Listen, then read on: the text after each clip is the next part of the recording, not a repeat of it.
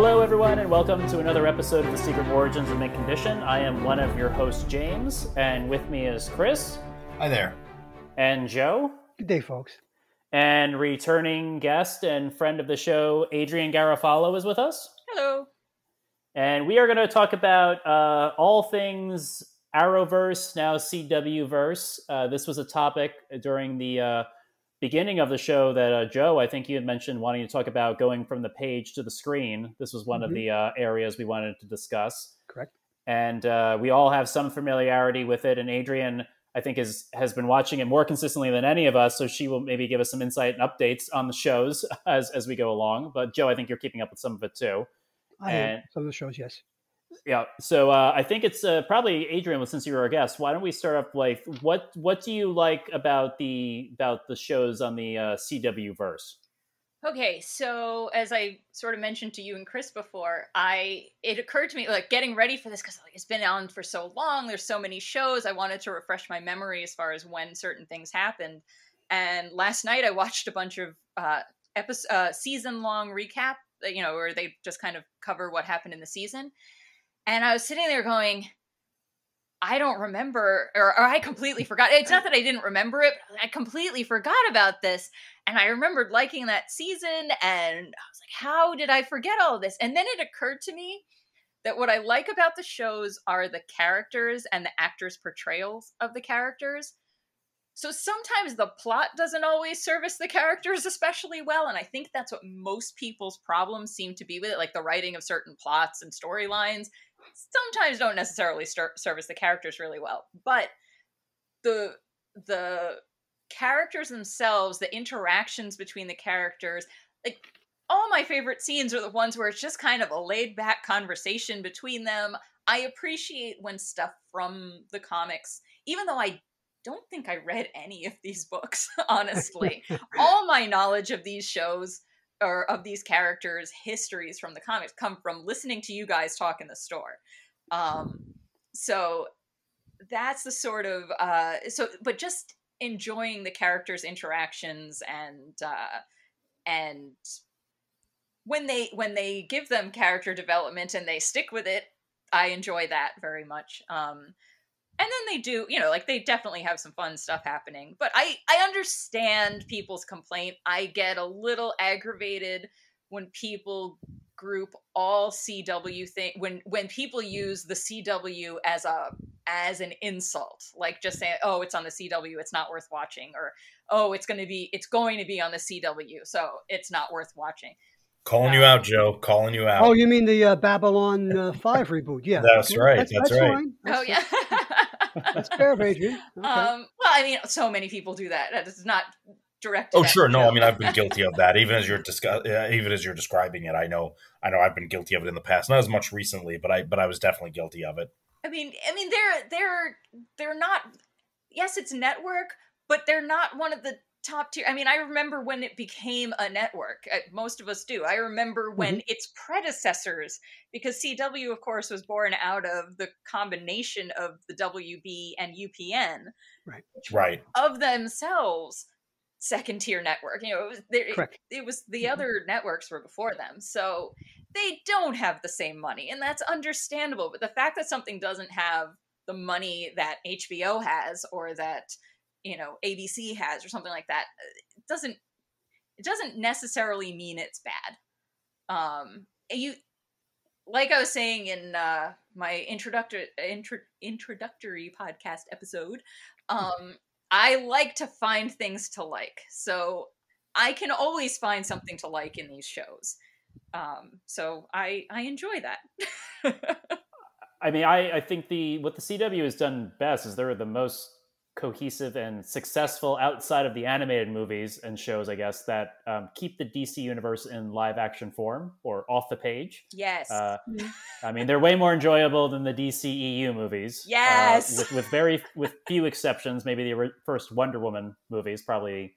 And Shazam. I loved Shazam. And Shazam was fun, but I love Aquaman. That is, and that's one that Shazam is one that Adrienne suggested me that I did watch. So, but no, that makes sense to me. And also, they're more willing to take chances than a lot of other shows are. All you have to do is look at the casting of Iris or the casting of Batwoman. Yes. Like, there are a number of ways in which, like, to their credit, there have been a number of times that they have decided to go, yeah, we need a cast with more color. We need more women with more stuff to do than just get rescued. So. Yes, the inclusivity on those shows is great. Like, they have representation for almost everything you can think of.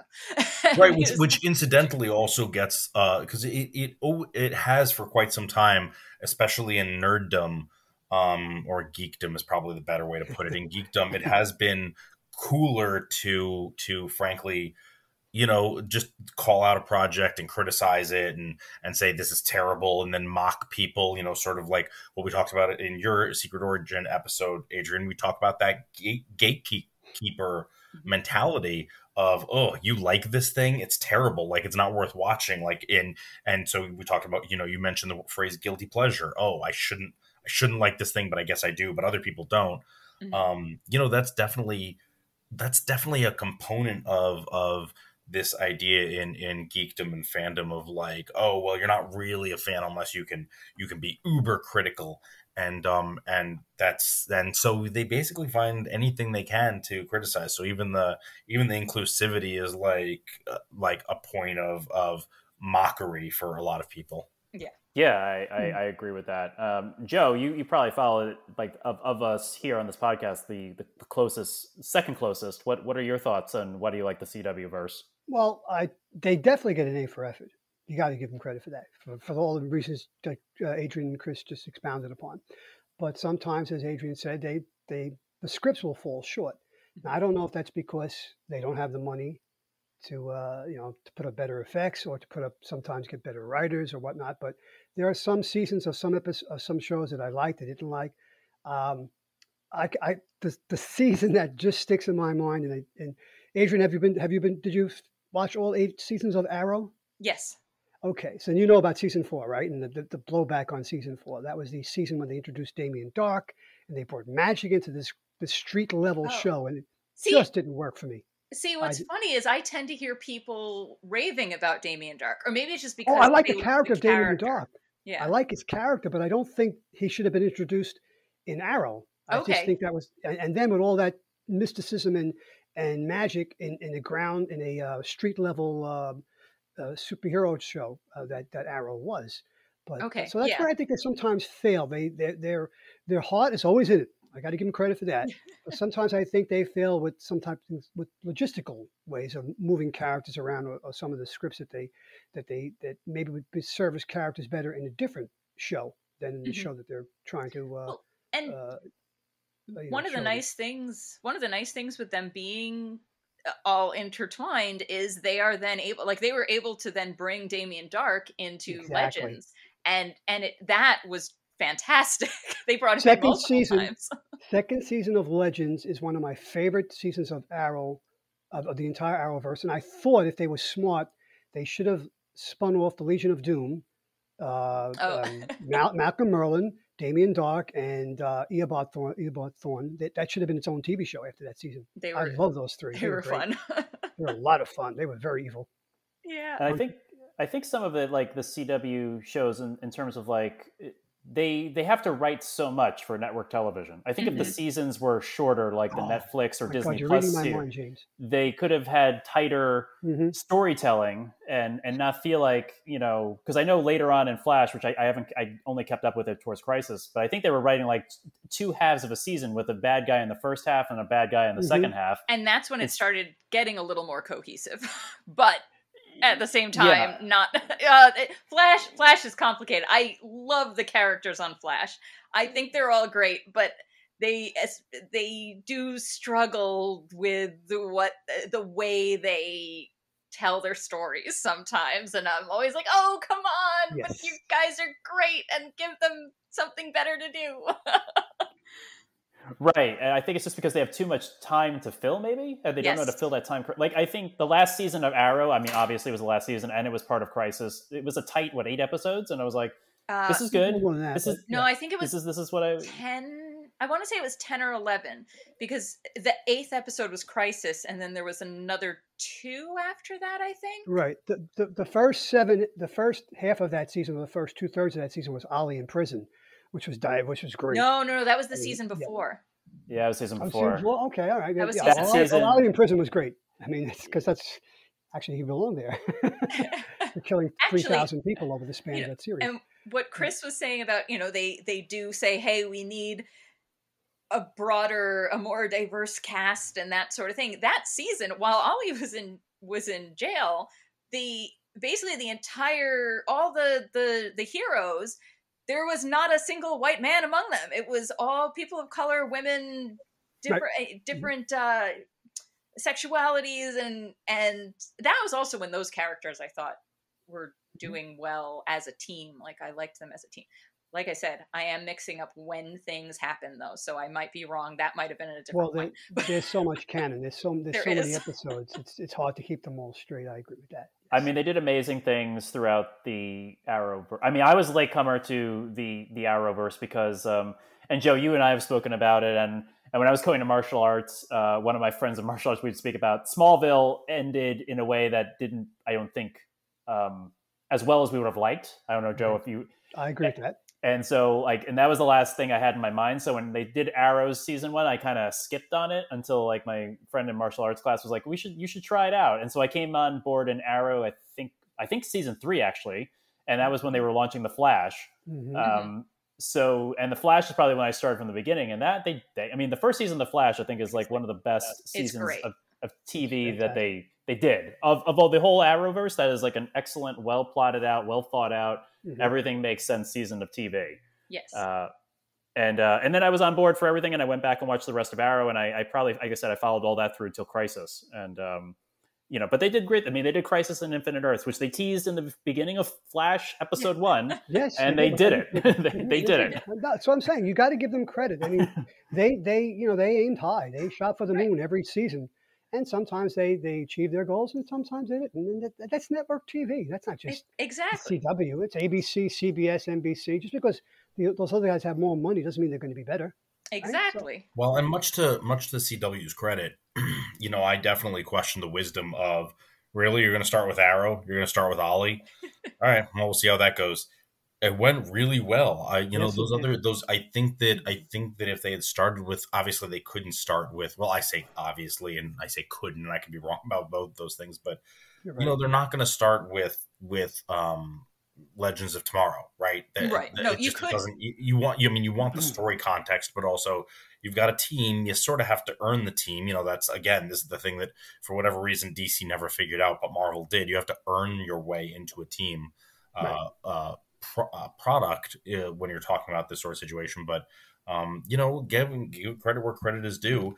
Arrow was the right place to start for them because one of the problems with comic books, and we've run into this with DC generally more than Marvel, because DC's heroes are sort of more overpowered than Marvel's heroes are, right?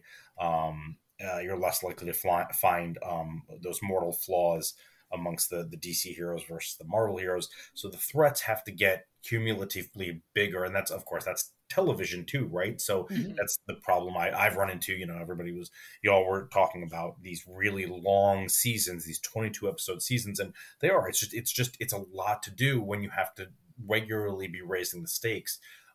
So CW did themselves a huge favor by starting with someone like Arrow instead of someone like Flash, where they could afford to keep the stakes high but relative to the hero. It makes it easier when you've got somebody he's just rich and an archer. Right. They don't have to worry. They don't have to rely too much on CGI either, which is helpful. Right. No existential threat to humanity in the first in Arrow. Right. Exactly. Well, not humanity. Just Starling City, as it was called in the beginning. Exactly. Yes. Right. Which I remember our interview with, I think, Greg Berlanti. I think it was, or maybe Mark Guggenheim. I can't remember, but one of the people who worked on the Arrowverse said in the beginning, the original pitch was to not do any metahuman-like things in Arrow. That's right. And then he learned the trick was if he could reasonably construct it in the story that required this character to be there or this thing to be there, then it opened up a back door for them to have access to characters they wouldn't have access to in the future. So he opened the doorway to Barry, and then they could spin off. They could do the Flash finally and do metahuman stuff because now you have Barry Allen. And I think he was like, well, if we have the League of Shadows, why can't we have Ra's al Ghul? And if we have Ra's al Ghul, why can't we have Talia eventually? And speaking of Ra's al Ghul, one thing that I liked about that when they did that is they pronounced it both ways. Some characters said Ra's al Ghul, and other characters said Ra's al Ghul, because of course back in the day we all said Ra's al Ghul, and then when Batman Begins came out, we were like, what is this Ra's al Ghul? And so when they did it on Arrow, they were actually saying it both ways, and I can't remember which characters said it which ways, but yeah, I remember being like, yes, they said Ra's. I was like, oh, but he said Ra's. That was funny. But to go to your point, I think, Joe, I think it was like or Chris, it was your point, to start with Arrow is very similar, like the MCU starting with Iron Man. Like, who knows, like, I think these series and these big universes work when you build it upon a character that you have no expectation for. Because if you need to bail, well, not that you need to bail on this universe, but if you start with a character nobody really knows about / maybe cares about, then you're less likely to be opened up for scrutiny for not honoring, I guess, that character as much. Absolutely. As maybe starting with a Batman or Superman or a Green Lantern. I mean, they already tried that a few years ago doing Birds of Prey, the Batman show without Batman, and that unfortunately fell on its face. I remember we watched that pilot in your bedroom. It was that summer or whatever. It was like all of us would be over at your house. It was right after I had moved back, I think, or something like that. I just remember watching it on your little TV. Oh yes, yeah. It was all of us. Yeah, John, Kevin, Keith. I think, there was a bunch of us watching that show. Yeah, maybe Jack too, because Jack was always that. I mean, I think Jackson made it like, it's the Batman. That's where I got that line. Jack, it's the Batman show without Batman. Yeah, you saw Batman in the beginning every week in opening credits, and never saw him again. It's and oddly enough, the actress who played Dinah in that show is now playing Alice in Batwoman. Oh, interesting. Okay. Yeah, and I kept, when they did Crisis, and they actually referenced that show, they had, I think, Huntress and Oracle's voice in a brief cameo in Crisis. And I was like, oh, come on, you have her right there. Why not just use all three? Because that would have been funny. I mean, they did it with the Smallville people who have played other characters in the CW verse, in the Arrowverse. They were in there for their little scene in Crisis also. So I was like, you could do it. It's not like the actors aren't playing multiple. And Brandon Routh playing two characters. And I was going to say, I did enjoy, from what little I saw, I did enjoy him. Yeah. Yes, he was great. Yeah. He was great. And I'm glad he got to be Superman another time. That was I think one of the payoffs of Crisis. That was one of the best episodes of Crisis too. Yes. Yeah, I was seeing the Kingdom Come Superman played by Brandon Routh was like I think the payoff. Aside from the fact, like they said, they did Crisis, which we should be like happy that anyone tried to do it and did it, I think, fairly successfully. I mean, the comic book itself is convoluted and long anyway, so the fact they pulled out 5 or 6 hours of television there that was followable was amazing. Right. No, and people talk about, it's fan service or whatever with certain things, but like when you do something like that, and again, the comic books, like you said, the comic book was so I didn't read it, but I know from what I've heard that it's very convoluted, and it's also based on decades of preceding storylines. Exactly. This is just a handful. Well, I mean, it's a lot of seasons, but it's still not the same to the same depth as the comic books. So they have to do a certain amount. And I thought it was neat that they basically just went to anybody who had ever been on screen in any DC thing and said, do you want to be in this? And we'll find a way to put you in. And so a lot of the cameos and stuff, it was fun to see those things. I enjoy cameos are great. I mean, the Burt Ward cameo. Oh, yeah. But there was a few that I thought were missing, that should have been there. And I don't know how they didn't work in Terry Hatcher and Dean Cain. They should have had them in there at some point, especially Terry Hatcher, because you know how I feel about her. But I would have liked to have seen Terry and Dean in that. But okay, I guess they had other. They had played characters in Supergirl earlier, and maybe they just weren't able to. Because that was the other thing. Some people were like, no, I don't want to, and some people were like, I can't. So well, some have other prior commitments because they're still working in the industry, and some maybe retired. And of course, that film's in Canada, so it's right. It might be a distance thing. That's why Callista Flockhart. That's why she left the show when they moved to Vancouver, right? Yeah, yep. Exactly. Mm-hmm. I mean, I know filming Crisis from listening to interviews with Stephen Amell. He was like, it was a whirlwind shoot, and it was hard to film Crisis. Yeah, I can imagine. Because every show was up on deck, and getting all the characters and the second units doing this and that, he was like, it was crazy. So maybe it's just some of these characters actors like you said, Joe, they wanted to get but just couldn't scheduling wise. I'm sure that was it. Mm-hmm. You know, I mean, listen, I was happy just that they included Swamp Thing in a scene. I was like, oh, look at him, there he is. It's a scene they took right from the show they already had, but I'm glad they put that clip in there. And Jim Corrigan as Spectre. It was like, he was just there for a short time, but I was like, I know that name from you guys. I mean, and the Arrowverse also did great. I mean, one of the characters I liked, and I liked his show on NBC, but didn't get picked up, was they brought Matt Ryan back as John Constantine, which they're starting to wrap in other shows that weren't part of the CW directly. Mm-hmm. Yeah, he's been a great character.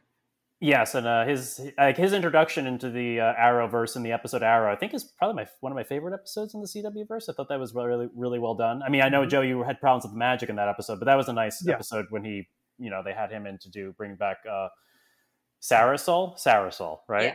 Yeah, that was Sarah. Sarah has died and been brought back to life so many times. Yeah, I couldn't remember which one. I lost count. Which canary it was and which actress it was or character. And then obviously Supergirl made the jump to the CW verse proper after the first season. Canaries are like red shirts in Star Trek. Yes. Well, except they always come back themselves. But they do come back. The red shirts never come back, but the canaries come back. Yes.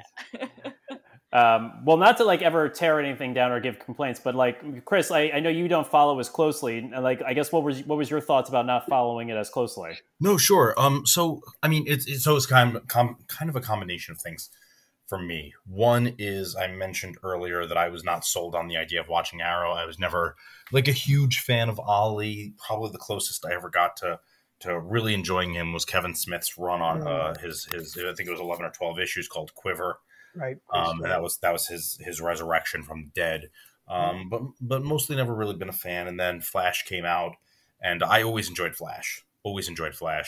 And it seemed to me as though, even though it was going to be Barry Allen, it seemed to be one of those hybrids between Barry and Wally is how they were going to write the character. And that was the impression that I got. So I thought, I'm sorry? I said, that's what I've heard people say. Again, I haven't actually read that much of the original comics with any of these characters, so it was just the impression that I got from, and this isn't even how I felt after I watched it. It was more just the impression I got before I watched it, which was what sort of convinced me, all right, I'll give it a shot, because I've always enjoyed Flash, and I want to see, I've wanted to see live action Flash. I think this is a thing that I've also sort of grown out of. When I was younger, I really wanted to see live action versions of it. I wanted the things that I loved, the comic books to be brought into quote the real world. Exactly. I wanted to see real movies. I wanted to see it brought into reality. I wanted to see it brought not away from animation, but in addition to animation. So it's why I wanted that Justice League movie to happen. That was rumored when we were all working at Mint Condition. It was rumored that at some point they were going to do a Justice League movie, right? And why I followed those rumors so closely. As I've gotten older, I've learned that I like stories that end. I like when the story ends. It might be bittersweet, but it's a thing that I enjoy. I like when there's a good ending to a story, and maybe I miss that there isn't more of that to consume, but I like that it ends and it's satisfying. I don't necessarily feel the need to see all of the stories that I liked being in live action anymore. So ultimately I decided to circle all the way back around to the question. I started watching The Flash and I was enjoying it. I thought the characters were fun. The story to me was compelling. To me, it wasn't anything, because I started with season 1. It wasn't anything brilliant, but it was interesting enough that it held my interest. And it really, for me, that episodic thing that they did with Smallville that I didn't like, where it was meta-human of the week, really works for me with Flash, because he's got a rogues gallery. Yes. So within the lore of the Flash, this whole villain of the week thing totally made sense to me, and it totally worked for me. And I liked that they were working their way up to Reverse Flash. And then, as you said, like from the very beginning, they've hinted at, we know that they're going to get to Crisis. We know they're going to do the bigger stuff. So I really enjoyed what I was watching for a couple of seasons. And then I hit a point where I was ready to start seeing what the end game was. And of course, there wasn't really an end game because Flash was going to keep going for as long as they could keep it going, was my understanding, right? And I knew there were going to be spin-offs, and they were just starting to open, for me, too many cans of worms without resolving them, because they wanted to leave stuff open for the future. And so that's sort of why I backed away from it. But the other thing that I'll say, and the reason I haven't really consumed that much CW, I was just realizing the math on this, and I'm like, oh, well, I really have to get the Legends of Tomorrow, because I realized Adrienne suggested it to me like 4, maybe even 5 years ago, which is insane.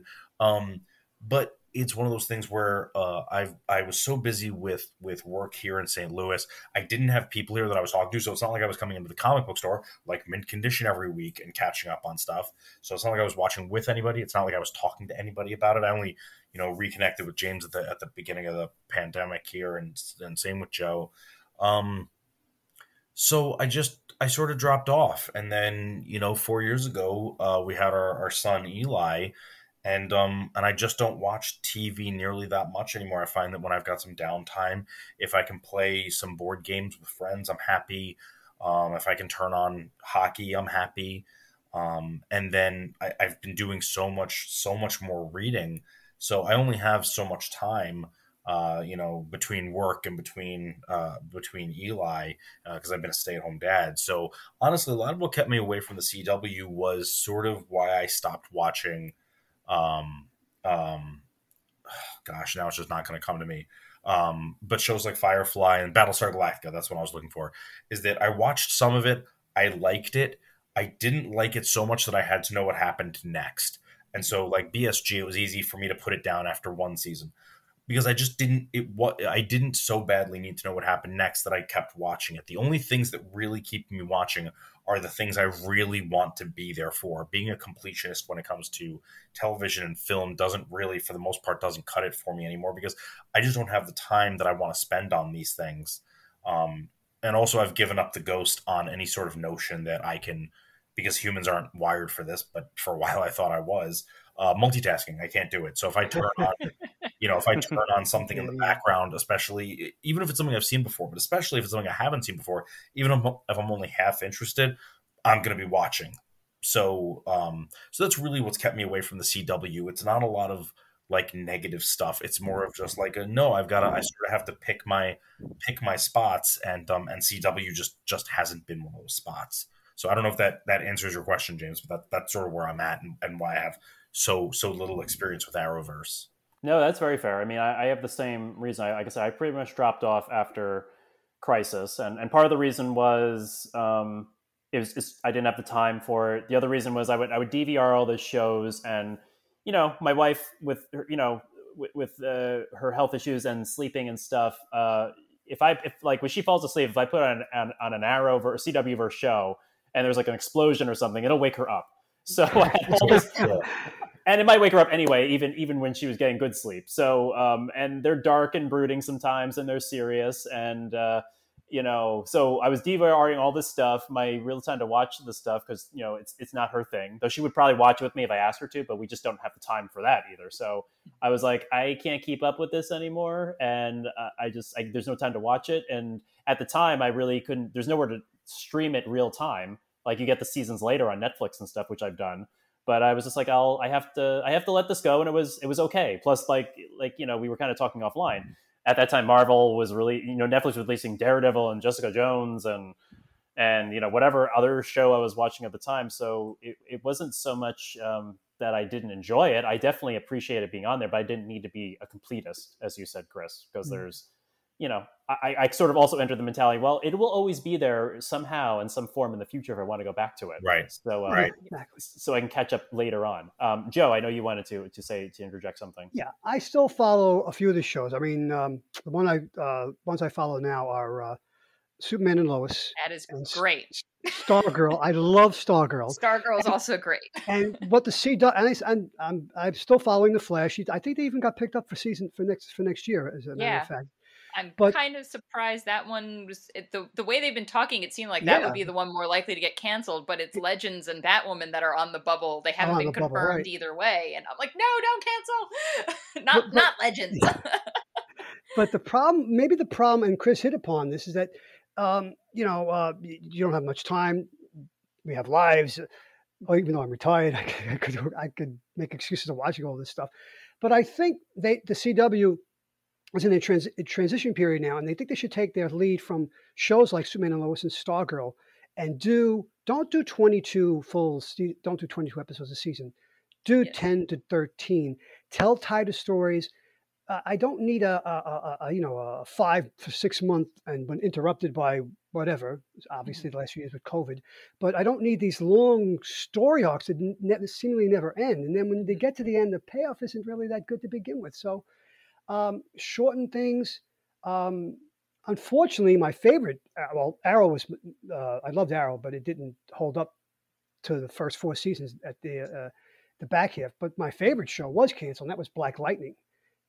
Black Lightning only got 4 seasons, and I thought that was a good show because A, it was the most adult show on the network, and B, it was just very engaging. I thought the acting was much better than than many of the other shows, the writing, the directing, and it wasn't filmed in Vancouver, which is why Black Lightning wasn't part of the Arrowverse until the Crisis. But I think they can take lessons from Black Lightning, Superman and Lois, and Stargirl, and I don't think this. Now there's an impending sale coming up, right, Adrienne? CW is up for sale. Oh, I think I've read Yeah, that. they're up for sale. That's why everything. I haven't seen that yet. Yeah, Well, they're still moving forward, but they're possibly being sold. That's why yeah. the B5 reboot got pushed back to 2023. Like Right. JMS, I forgot. JMS, like it's still happening, but it's 2023 now, and I think that's because of the possible impending sale of the network. I think if the network's going to survive, they need to transition. Maybe it's the way the shows are done on the Marvel shows are done on Netflix and now Disney or the HBO Max shows. I think less is more. It's a long way of me saying less is more. I do think I had been hearing it's been a busy few weeks, so I haven't read or seen that much stuff about things, but I had been hearing something about a lot of these shows headed to HBO Max, and so that, but I hadn't had a chance to read the details, so that explains that actually. Yeah, I think that's, I mean, what you touched upon, Joe, is like I said earlier, I think they need shorter seasons, but tighter writing. It's funny what you said earlier, Adrienne, about it really being so, for you, it really being so character driven. So while we're over here, because all three of us have sort of talked about this before. By all three of us, I mean James, Joe, and myself. We've talked about shorter seasons and adapting, other models for success. But that said, they're also bringing something different to the table. So Adrienne, I mean, how do you feel about the model they use? Do you think that, because I also don't know what their viewership numbers are. So for all I know, CW is doing just fine. It's just that the more vocal geekdom is going they need to do this, they need to do that. Yeah. So let me ask you, I mean, where do you think they are? Do you think they need to make changes, or do you think no, they're doing their thing at the top of their game? I wouldn't say it's the top of their game. No, I mean, I'm not gonna. I'm not that. Not that. They can do no wrong. Definitely not. They definitely have their struggling moments. Flash gets. I get that. The complaint that Flash gets very repetitive, that there's a little too much of speedster stuff. The villain, it's always run faster. It's always the heart to heart. Though I like that heart to, they're the show that it's about the feel good, heart to heart, get people to see the good, like that kind of thing. And I appreciate that. And it is, for me, like you were saying, you don't need to watch something, you like a story to end. And for me, it's like I said, the characters. I like spending time with these characters. So when the storyline kind of goes off, it's like, oh, okay, well, whatever. But it's still spending time with the characters and their interactions and that sort of thing. And there's definitely plots that are hard to get through. Supergirl had It's the season that most people talk about being one of its best, which is the one with, oh my god, with Ben Lockwood. I'm blanking on... Lockwood. What season was that? That was season 4? What was the plot in that? What was the plot of that season? That was the one with... My problem with that season was it hit too close to home. For what was happening in the world. It was... what was it? It was the anti-aliens. Oh yeah, that's the okay. That's and the yes, I know what you're talking about. It was well written. It was like the plot was in depth and it connected and that sort of thing, but for me it was just really hard to watch. Similarly, like I know my dad mentioned not liking bullies, and I am a chip off the old block.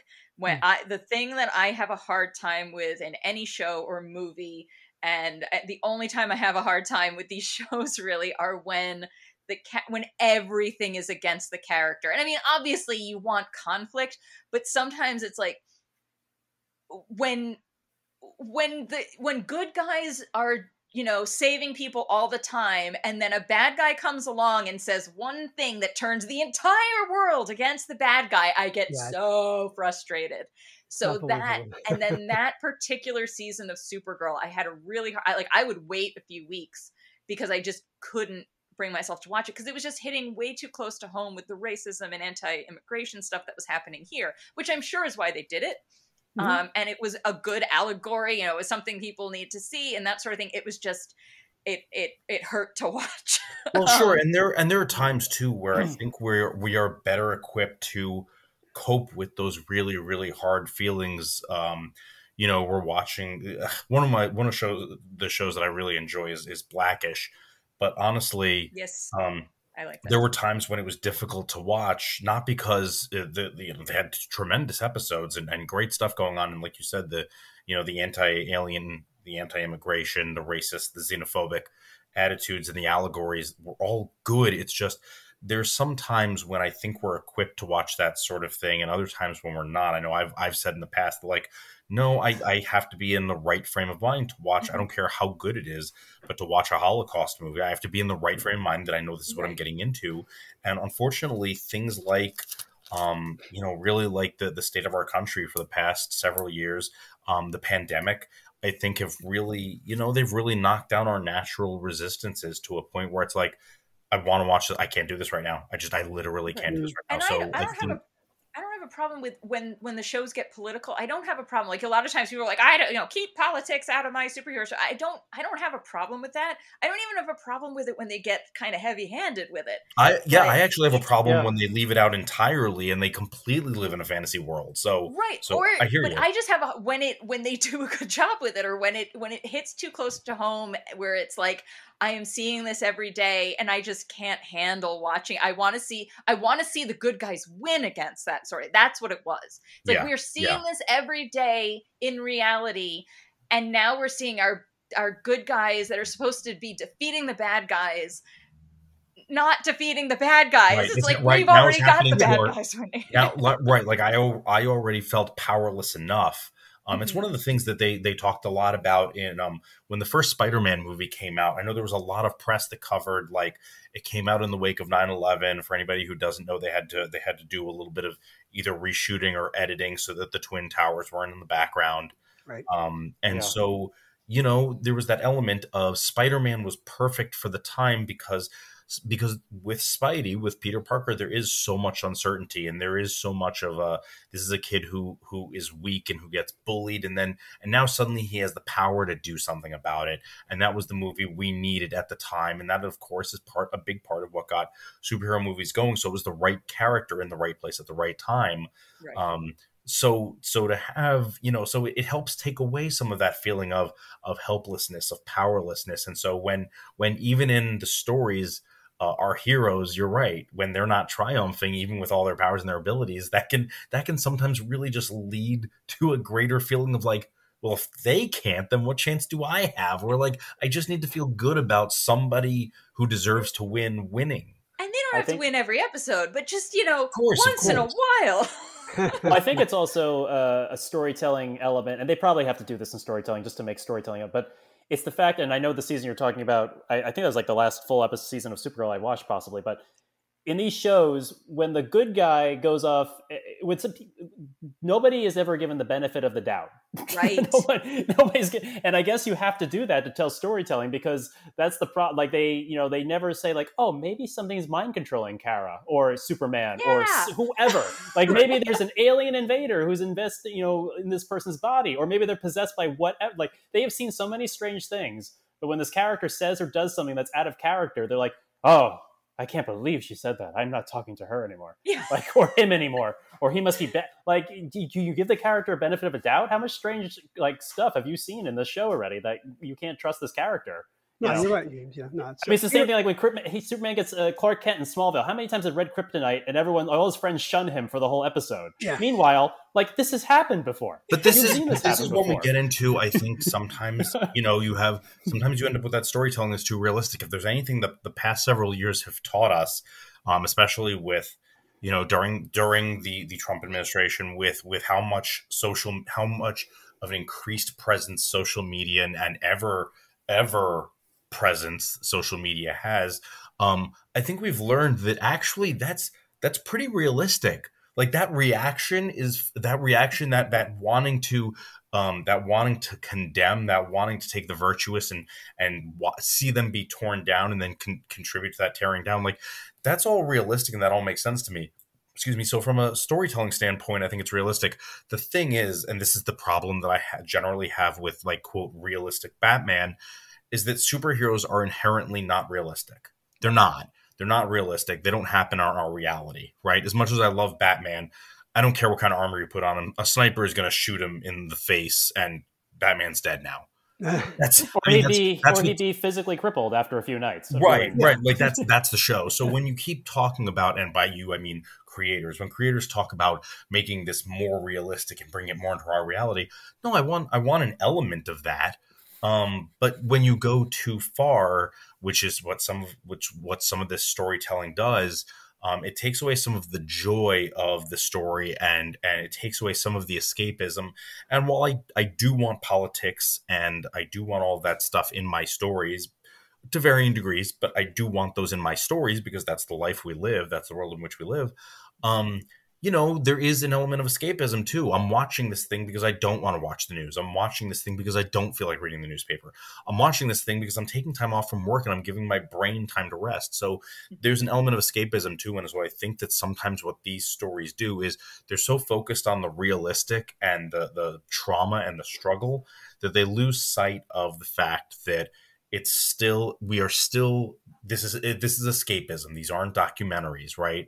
And so I think that's where we start to lose sight of, okay, it doesn't need to be entirely realistic. It's, as much as I enjoy Avengers stuff, one of my favorite lines is still Spider-Man, in Civil War when Cap throws the shield and it comes back and he goes, that thing does not obey the laws of physics at all. Yes.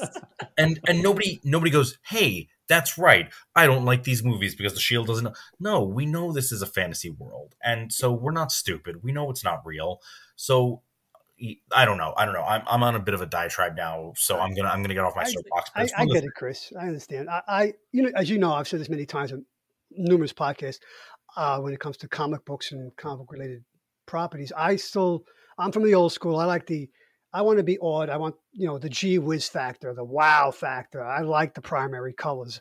I'm not a fan of deconstructionism. I'm not a fan of that, even though Watchmen is still a great comic book. But, it has its place, it has its niche, but it should not be what industry is based on, whether it be print or film or TV. So, I think, yes, politics, real world events, we try to escape these things because they're part of our lives, because we're human beings. We live them every day. But when we go to entertainment, we want something a little bit different. And I think that's really the last few years been brought to the fore even more so.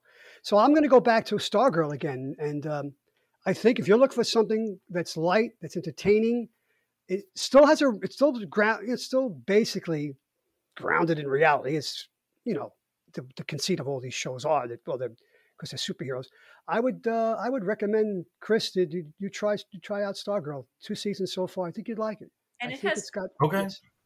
All right, that one has the shorter seasons also. Yes, and shorter actually, seasons Legends too. was the first one to do a shorter season, but not by much. I think it did like 16 or 18 16 or 17, episodes. yeah. Still, at that point, you changed. sort of I'm willing to take what I can get, honestly, because I'm willing to take what I can get because any bit shorter is kind of helpful. Yeah. There are times where I want longer episodes, but that's usually in like a 6-episode season. So unfortunately, though, I do have to jump. So I know the conversation is going to continue without me, but my wife's on call and she has navigated our 4-year-old solo long enough. But Adrienne, thank you so much for being here. It was really such a joy talking to you, and I'm sure we'll talk soon. But my understanding is that Legends of Tomorrow is still on my list, and I was now just about to get Stargirl. into that.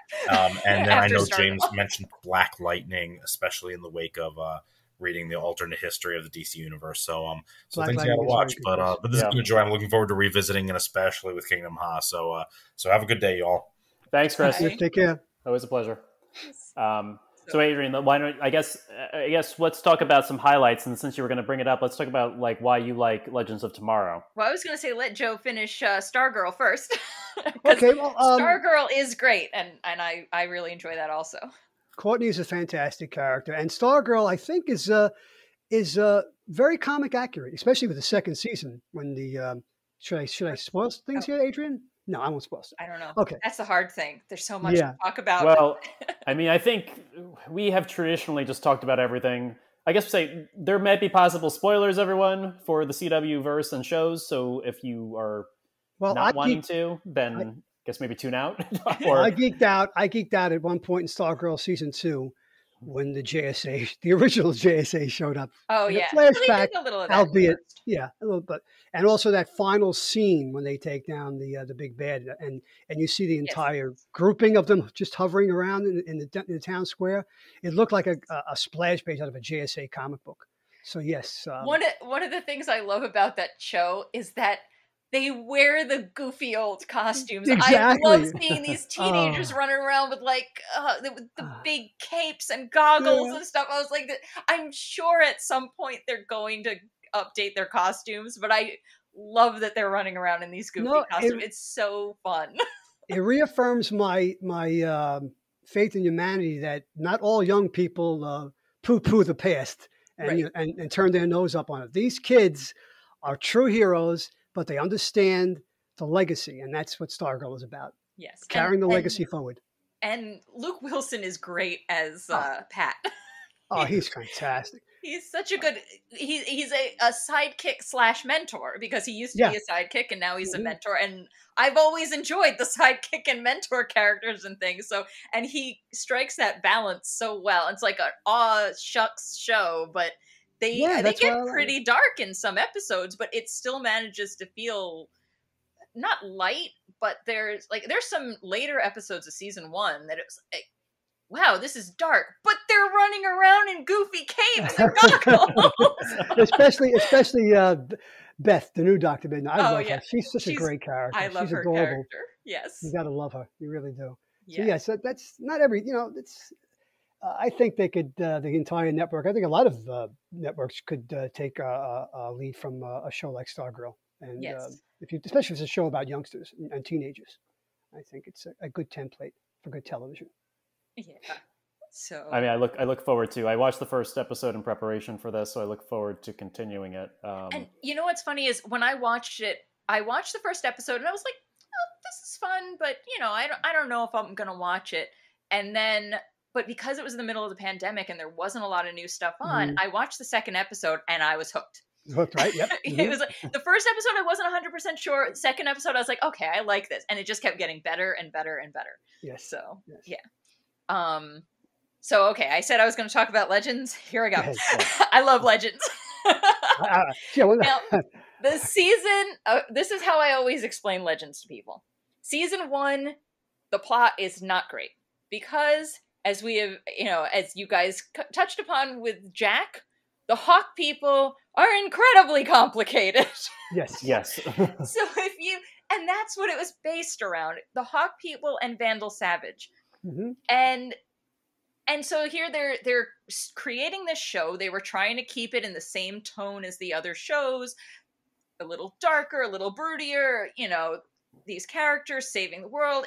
kind of Doctor Who meets Firefly in that first season, which was especially funny since Rory from Doctor Who is the one playing Rip Hunter. And he is very Doctor Who meets Mal kind of at first. But they kind of struggled. But that original team is great. And Captain Cold has a great story arc. McRory actually has an interesting story arc in season 1. And they throw in a couple of little, like, there's one scene where somebody gets, I think it's the one when they're in Russia in, I want to say the 80s, but I can't remember for sure. And somebody gets captured thrown in a Soviet prison, and one of those two guys goes, "This isn't my first prison break." Because of course they were both on prison break, so they were kind of peppering in those kind of jokes, like inside jokes in the beginning, but it was a more serious show, but it just didn't quite work. And so after season 1, the Hawk people went away, and then you had season 2 with the Legion of Doom. Is that? Yeah, that's what Legion of Doom season 2. Yeah, okay. Yeah, and that was great. And it was like with season 2, they're like, you know what, we can have fun with this show. And they started doing fun things. And then with season 3, and I think 2 and 3 are definitely my favorite seasons, but season 3 tends to be my favorite season on a lot of shows, I find. Season 3, it was like they said, you know what, we realized in season 2 we could have fun. We're just gonna go for it. And they embraced the ridiculousness of their concept. And they went bonkers. So I was talking before about enjoying bonkers shows, and this show is bonkers. See, and it's hard to even say, oh, you gotta watch this episode or this episode, because they are kind of intertwined. And all the best episodes, especially of season 3, are fed by earlier episodes. The season finale of season 3, I was laughing out loud, like just sitting here by myself, and I was going, why is no one else watching this? I wish I could go into Mint and talk to people about what I just watched, because this is insane and it's glorious. But season 3, they had an episode, what is that? I think it's calling something like, and starring John Noble as himself, or something to that effect, because the voice of the bad guy, who is CGI in season 3, was voiced by John Noble. They realized that in an episode, and they're like, oh, well, maybe we can manipulate his puppet by sounding like him in in her head. And so they go, because they're on a time machine, they go to the set of Lord of the Rings and meet John Noble and have, like, oh, here's some lines. We want to record you saying these lines. And they just have him.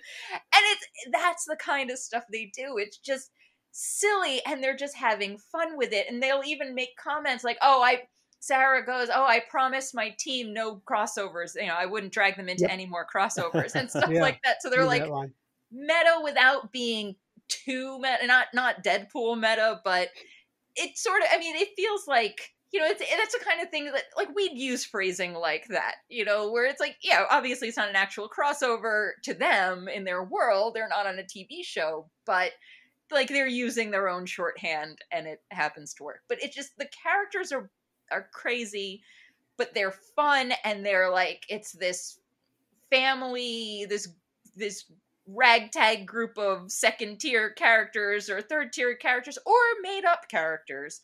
And they're all wacky and they all make mistakes, but they're together and they stick up for each other, and they,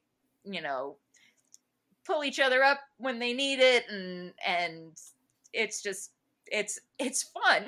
Season 3 is insane. I don't want to give away the end of season 3, but it's just the culmination of everything, and it's insane. And then season 4, I think it was, season 4 is when they go really hard on the magic stuff. Yeah. That was the introduction of Constantine right to the team, right? Yeah, that's when he's becomes a part of the team, and he's a lot of fun on the show.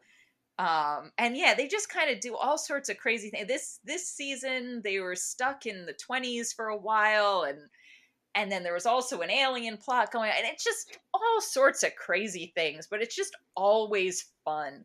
And that's what I appreciate about that show. I mean, I appreciate the fact that they, with that I mean, that's the show I watched the longest before I couldn't keep up. I mean, part of the thing, and, you know, spoilers again, but I kind of missed, I was a little saddened that they got rid of Ray Palmer or Brendan Rolfe for no reason, as I understand it from you know, Brendan Rolfe's point of view. I think what they said was they couldn't come up with good stories for him anymore, but I don't know. I mean, I miss Jackson, Dr. Yes, yes. I really miss the Firestorm combination. I mean, who played the Doctor? What was that actor's name? That's Victor Garber. Victor Garber, yeah, great actor. Yeah, great. Yeah. Actor. I mean, yeah, the show. I felt sad when we lost Victor Garber. I felt sad when we lost Jackson. I felt really sad when we lost, Ray Palmer. So because he was so positive. I loved his positivity. Yeah, I was like, I guess that's why I'm gonna say it was why. Like I said, other things in life came up. It wasn't a priority anymore to watch it when Ray left the show. Yeah, I'm a couple of seasons behind myself, so I've got to get caught up. I think I finished. What they just finished season 7, Adrienne? Is that correct? Yes. Okay, so I have not seen anything in season 7, which ends kind of on a cliffhanger, and they introduced a character that I really want to see more of. So I really hope it gets. I know who that character is, but I won't say it. I won't spoil it for our audience, but I know who that character is. Yes. So it was. Yeah, like I said, they're on the bubble right now. Yeah, don't know if they're coming back or not. there's nothing else like that right now on TV. That's one of the things I enjoy. It's just so different than everything else. So it's a comedy adventure series, basically. That's what it is. And there's nothing wrong with that. There's room for shows like that. Well, I think there's never. I mean, obviously, the show, like they've done a good job now with the CW verse, especially since the Crisis integrated everything onto one Earth. I think that's where we left off, right? Yeah, Stargirl is a separate Earth. Stargirl is a different Earth. Right. Yeah, and Superman and Lois, except for Diggle popping up last year in season 1 and mentioning Ollie, Superman and Lois, we're not sure exactly where it fits right now. It is supposed to be that Earth because at the end of Crisis, they did say, like they said that, the boys, I need to travel with the boys or something like that. And he's like, what? Boys too? What? But that's right. Yeah. Maybe it might, I thought I heard somebody suggested that maybe it takes place a little in the future of where the other shows are. I had heard that theory. I like that theory, but you know why, Adrienne? Because, by her absence in Superman and Lois, Supergirl is conspicuous. Yes. Wouldn't she have been at Martha's funeral in the first episode? Yes. Right? Yeah, obviously that was partly because of COVID. They couldn't. I know. They couldn't pull that off, which is a shame. You could have said, well, all right, Kara can't be here, boys, but your cousin sends her deepest sympathies for the passing of your grandmother, because something like that. Just a line like that. But, okay. Yeah. But I would say for the mistakes sometimes that they leave out, I will accept a throwaway line to justify. Like if you gave me a line like that, I would be perfectly satisfied. Exposition, James. Exposition, right? Yep. Yes, I a lot. I prefer show not tell, but in this case, I understand sometimes. Exposition has its place in fiction when it's needed. It does have its place. And Superman and Lois is another one I love. I've been showing a friend season 1, which right now, since season 2 was on, sometimes gets a little confusing to be alternating. I see an episode of season 2 and then I see an episode of season 1, and my friend will ask a question. I'm like, oh crap, was that the episode I watched this week for season 2 or was it last week for season 1? But that's another show I really love. And I love I think the two of them are fantastic as Lois and Clark. I think they nail the personalities, and I love that they have them as a functional couple. There's none of this playing around like forced drama. Like they are a healthy married couple. Mm-hmm. Yes, they get angry every once in a while, and they figure it out. Their kids get into trouble, they work it out, or they punish them if they need to, or they're understanding when they need to be, but they're still not perfect. But they work things out in a healthy way, which is really good. And then the show itself commenting on, they've covered a lot of different areas of mental health. Just in season 1, they covered a lot of different aspects of mental health. Well, I mean, the episode called "The Wrench" when we learned about Lois's miscarriage, Yes. right? Oh, that That's episode, that was so good. That's the height so far of the season and a half that they've done. I think that's the best episode. That one was really good. And she did a great job, Elizabeth Pollock. Yes. Great acting job in that episode. Absolutely. And I love like the little things. Like Tyler Hoechlin does a great job with like just little tiny things with his that just add to his personality, especially like in one of the early episodes with the football team when he becomes the assistant coach. He's like, "Oh, look, I know the coach gave me a jacket and I bought a hat."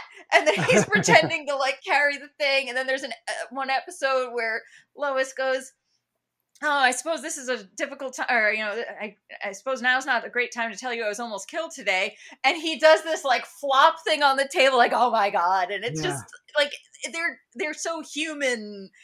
Like they all are very like their little aside, little quirks and ticks. They do them really well. And it's subtle without being subtle, or it's intentionally over the top when it's supposed to be intentionally over the top. So yeah, I've really been enjoying that one too. Let me ask you a question about Superman and Lois, though, Adrienne. Yes. Many years ago, there was a story where Oliver Queen in the comic books wanted to run for mayor of Star City, and all his Justice League buddies, including I think Batman and Superman, told him, "Wait a minute, two guys with a goatee and a blonde beard that people know in the same town, they'll figure it out right away who you are." So now we have Clark walking around as Superman and Clark, not only with glasses hiding his identity, but completely, with a beard, right? He's always got 5 o'clock shadow. So as Superman and as Clark. So I'm wondering when a close friend like Lana Lang is going to figure this out. Every once in a while I think about, I'm like, why does he shouldn't do the 5 o'clock shadow thing all the time? Because he also has a really distinct face. Like he's got, I was joking that he just looks, he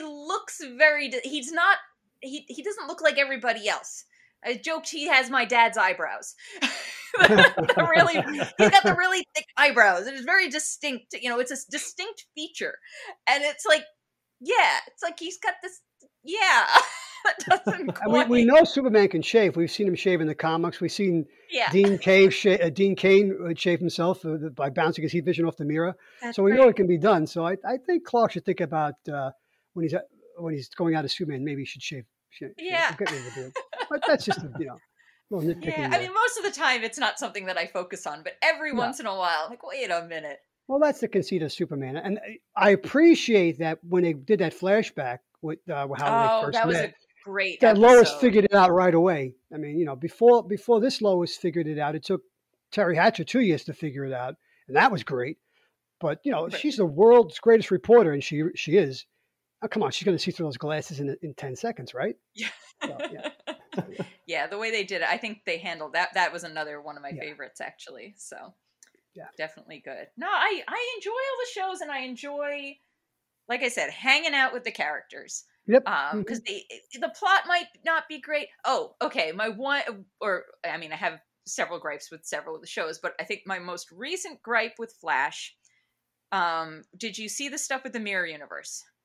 I hated that season, Adrienne. Okay, all right. For the Eva McCullough season. Yes.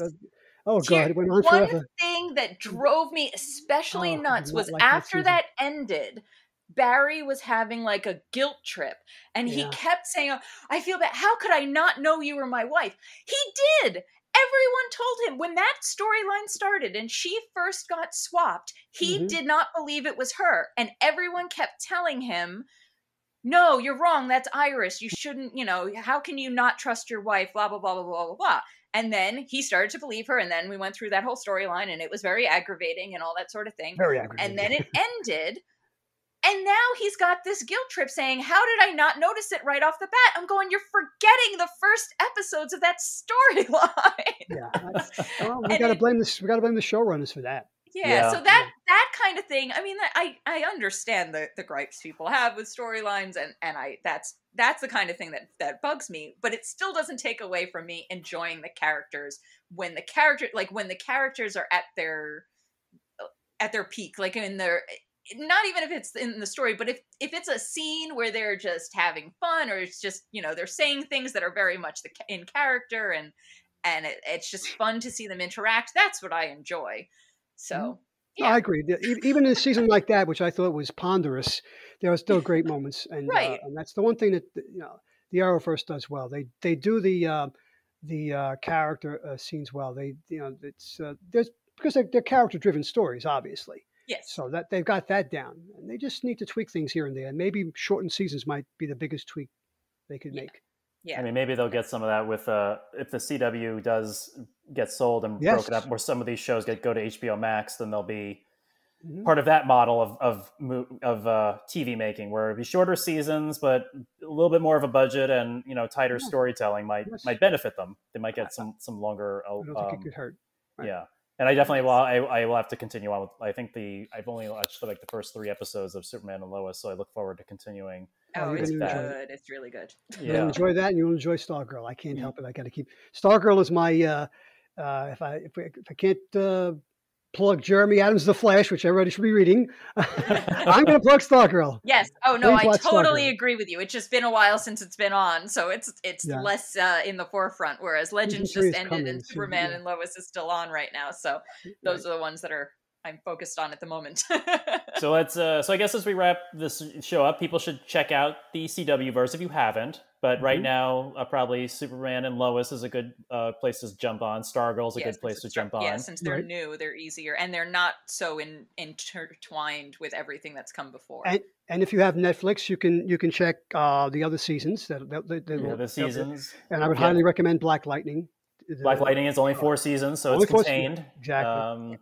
Yeah, so we recommend checking them out. They're good. They're good stuff. And if you've read comic books, then the issues you'd have with the show you've seen before in comics. I mean, exactly. Same issues. That's a really good point, James. You have the same issues with writing and comic books and storylines. But as always, when we wrap the show up, we like to give recommendations. Chris had to jump early, so we didn't hear from Chris. Adrienne, do you have any other additional recommendations for the audience? I think I kind of said them in my origin episode. That's fine. Or my origin, and just now. I mean, clearly the ones we've just been talking about are the one. It depends on what you like, obviously, and it depends on your patience with certain characters. But yeah, if you want crazy bonkers ridiculousness, Legends, just get through season 1 or watch a summary of it, and then start with season 2 or something. Superman and Lois, if you want a good family drama. And Stargirl, also family, but a lighter, and just they're all a lot of fun. Excellent. Joe, do you have any additional recommendations for today? I'm going to say if anybody out there is listening to us, and I hope there are many, if you're a fan of a mid, I think it was 2006 or 2012 show on NBC called Friday Night Lights, which I think is one of the best TV shows in the medium's history. If you're a fan of that show, you're going to like Superman and Lois. It's very much akin to that show in tone and theme, and it's just so give it a shot. Give Stargirl a shot. Give Black Lightning a shot, and yes, those are my recommendations. A quick little thing with Superman and Lois. I've been, especially during the pandemic, I've been watching a lot of reaction videos to stuff because I like to see people enjoy things. So I've been watching reaction videos to a lot of these shows since everyone's either behind, haven't been caught up to where I am or something like that. And the funniest thing with Superman and Lois is the reactors who usually complain about the teen angst or that sort of thing. They're sitting there watching the show. They're like, it's so weird, but every time it goes to the action, I want them to go back to the family drama. Yeah, well, like I multiple agree. people I are agree. saying that because they just handle it so well. Because it's handled very well, exactly. Right. Oh, excellent. Really concur. Yep. I mean, that's why I like the first 3 episodes. So I just, like I said, just fell off my radar with so much stuff coming out, but I intend to pick it back up. I have one recommendation, I think, and I've been trying. I love superhero books, but I've actually been really enjoying trying to find books that are not superhero and not the big 2. So, and Joe, I think you'll like this. This is a comic book I think came over from London or England. It's a big seller, but it's called Black Sad, and it's a noir detective comic book. But it's basically Zootopia, but serious and darker. All the characters are anthropomorphized animals. and Black Sad is a black and white cat, and it's a noir detective story, and it's very intriguing. The artwork's amazing, and the first volume is on all the volumes are on Hoopla. I don't know if they're writing new stuff, and I recommend trying it. The first like story in the volume was Black Sad uncovering like a murder mystery of a former lover. And I think it takes place like in the 1950s/60s and civil rights era that's happening in this animal universe. So the second one is he gets mixed up with a missing child's case that deals with racism, and the racism is black fur versus white fur animals. Okay. And it's very deep. It's very good. I think it's interesting to read, and I think, Joe, you might like it because you like detective stuff. So I would give it a try. That's my only recommendation. So okay, very good. Check it out. Yeah, please. I'd love to hear your feedback on it. So thank you, everyone, for listening, as always. Chris, we thank you for being here. Joe, as always, thank you for being here. You're welcome. And Adrienne, thank you for returning and giving us this deeper dive into the CW/Arrowverse. We really appreciate it, and the recommendations are all great. Happy to. I always enjoy talking about TV shows. Yeah, well, I think we probably could do another part of the CWverse down the road, or there's probably other shows we could dive into as well. So we will definitely have you back for that. As always, for our audience, if you want to reach us and join in the conversation, you can find us on Facebook at the Secret Origins of Mint Condition Facebook page, where we post a lot of postings, and you can write your comments and thoughts and or things you'd like to see in the show there. You can also follow us on Instagram at Secret Origins MC, and also secretoriginsmc@gmail.com is where you can email us also thoughts, comments, or ideas for the show. And as always, we thank you for listening, and we will talk to you soon.